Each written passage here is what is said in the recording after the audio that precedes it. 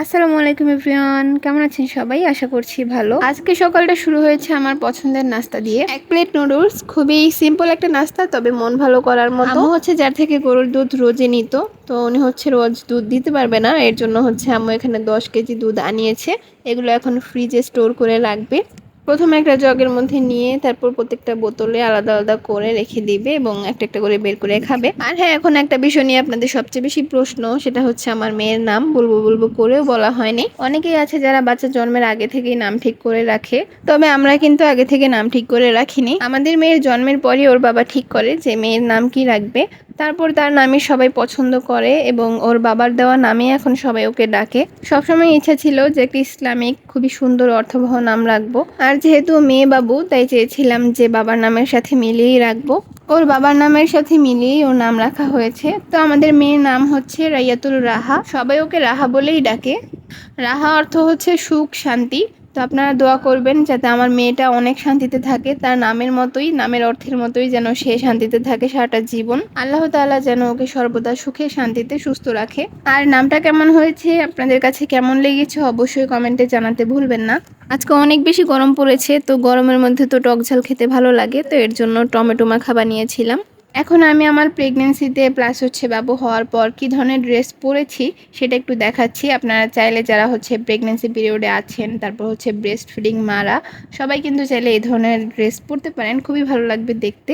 আমি হচ্ছে আমার প্রেগনেন্সিতে এই ধরনের ড্রেসগুলো বানিয়ে রেখেছিলাম, ইউজ করেছি, এবং বাবু হওয়ার পরে এগুলোই পরছি। এগুলো হচ্ছে গজ কাপড় দিয়ে বানানো। এভাবে যদি জামা দুই সাইডে চেন দেওয়া যায় তাহলে কিন্তু বাবুকে ফিট করাতে অনেক বেশি সুবিধা হয়। তো যারা হচ্ছে নতুন মা হয়েছেন তাদের জন্য আর কি উপকার হবে দেখলে, এর জন্য শেয়ার করলাম। আর যেহেতু অনেক বেশি ঘের দিয়ে জামাটা বানানো, তাই যদি আপনি প্রেগনেন্সি পিরিয়ডেও পরেন তাহলেও দেখতে কিন্তু বাজে লাগবে না। আমার হচ্ছে মেক্সি একদমই ভালো লাগতো না, তো তারপর হচ্ছে এরকম করে গোল জামা বানিয়ে তারপর চেইন দিয়ে পরেছিলাম, যাতে পরবর্তীতেও পরতে পারি বাবু হওয়ার পরে। এখানে মেইন বিষয় হচ্ছে কমফোর্ট। আপনি যেভাবে যে রকমের ড্রেস পরে কমফোর্টেবল ফিল করেন সেরকমই পরবেন। এই জামাটাও আগেরটার মতোই, শুধু একটুখানি ডিফারেন্ট, সেটা হচ্ছে জামার দুই সাইডে যে চেইন দিয়েছি, চেইনটা হাইড করার জন্য কুচি দিয়ে দিয়েছি। এভাবে কুচি দিলে দেখতেও সুন্দর লাগে আর বোঝাও যায় না যে কুচির নিচে চেইন আছে কিনা। এই হাতার ডিজাইনটাকে কি বলে আমি আসলে জানি না। কুচি কুচি দিলে আসলে এরকম ভাবে ফুলে থাকে, দেখতে খুব ভালো লাগে। গোল জামার হাতা এরকম দিলে কিন্তু ভালো লাগে দেখতে, ফুলে ফুলে থাকে। আর এই ডিজাইনটা কিন্তু আমার খুবই পছন্দের একটা ডিজাইন।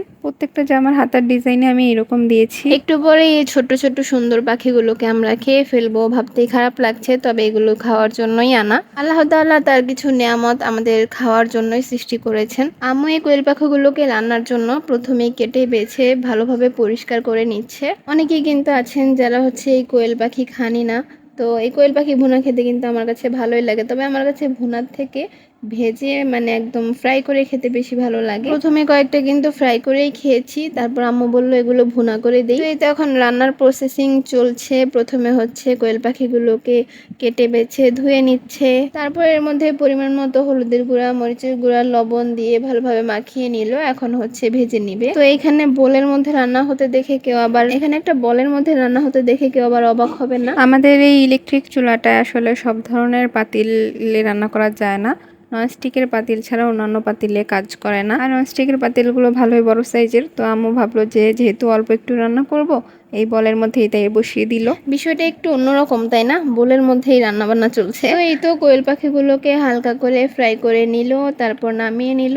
এখন বলের মধ্যে তেল দিয়ে তারপর এর মধ্যে পেঁয়াজ আর মরিচ দিয়ে দিল। এখন এগুলোকে হালকা করে ভেজে নেবে। একটু পরে হালকা নাড়াচাড়া করে দিয়ে দিল আদা রসুন বাটা, তারপরে দিয়ে দিবে একে একে হলুদ গুঁড়ো, মরিচের গুঁড়ো আর পরিমাণ মতো লবণ, সাথে কিন্তু জিরে বাটাও দিয়েছে। মশলাগুলো দিয়ে কিছুক্ষণ নাড়াচাড়া দিয়ে হালকা ভাজা ভাজা করে নিবে, কষিয়ে নিবে। তারপর এর মধ্যে দিয়ে দিল পানি, তারপর আরো কিছুক্ষণ পানির মধ্যেই মশলাগুলোকে কষিয়ে নিবে। রান্নার টেস্ট মূলত কষানোর উপরেই নির্ভর করে, যত সময় নিয়ে কষানো হবে রান্না ততই মজা হবে। কিছুক্ষণ কষিয়ে নিয়ে তারপর আগে থেকে ভেজে রাখা কোয়েল পাখিগুলো দিয়ে দিচ্ছে, তারপর এগুলোকে বেশ কিছুক্ষণ মিডিয়াম আঁচে রান্না করে নিবে। তো এখন মশলার সাথে কোয়েল পাখিগুলোকে ভালোভাবে কষানো হয়ে গেছে। এই পর্যায়ে একটুখানি পানি দিয়ে দিল। ঝোলের জন্য পানি খুবই সামান্য পরিমাণে দেওয়া হয়েছে, কারণ ঝোল রাখা হবে না, কোয়েল পাখিটা একদম ভুনা ভুনা ভুনাই করা হবে। কিছুক্ষণ রান্না করার পর এই তো ঝোলটা মাখা মাখা হয়ে গেছে, এখন নামিয়ে নিবে।